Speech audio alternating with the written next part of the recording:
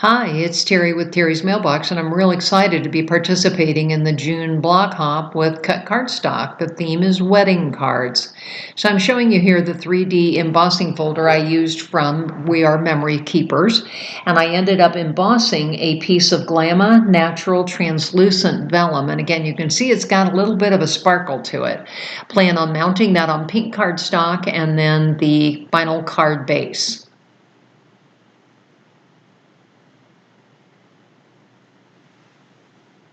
So the first thing I did was grab my Copic pink marker, and I am coloring the dots that are located between the diamonds all over the front of this vellum piece. Again, thought that'd give it a little bit of a color pop and would look great in the final card.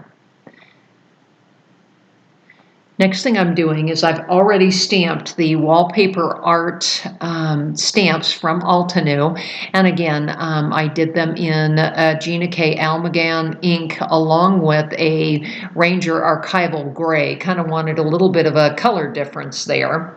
So next I'm going to grab my pink Copic markers and begin coloring. And I did speed the video up. You don't need to be watching me color in real time.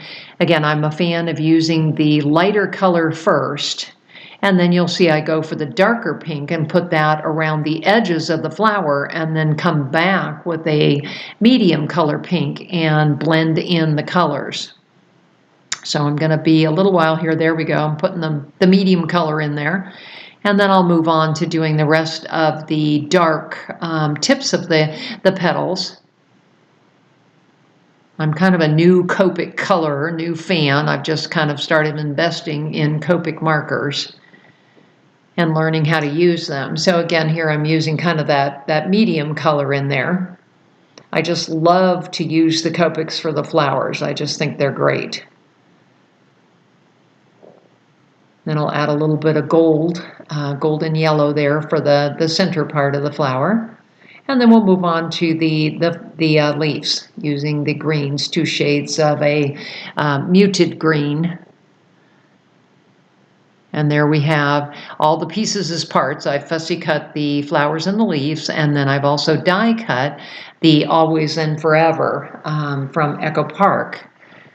And then I'm going to assemble those. So here I have my final pieces of the card. So I've got the vellum attached to the pink base, and then I'll go ahead and attach that to the base. I did decide to go with a larger size card because the A2, the verbiage just wouldn't fit on there. So the verbiage is triple stacked, and then I went ahead and embossed the bottom part of it with silver embossing powder. So my plan is to put the flower right there in the corner. So the first thing I'm going to do, of course, is use my ATG tape gun to add the base onto the very base of the card. So I love the way that vellum just pops right off of there.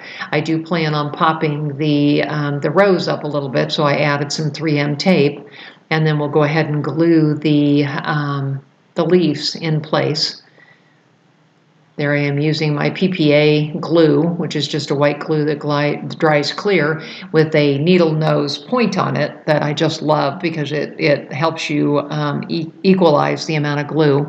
And then I'll go ahead and use again the tape runner to add the larger leaves on there, and I'm kind of adjusting it so that the bottom line of the vellum is covered. I'm now adding that flower, popping it up. And then here I am playing with the letters again. And actually, in the end, I remembered that it's always and forever, not forever and always. So you'll see me kind of switch those here in a minute. But like I say, for right now, I'll go ahead and put the and on there so that I can get it centered, or the ampersand.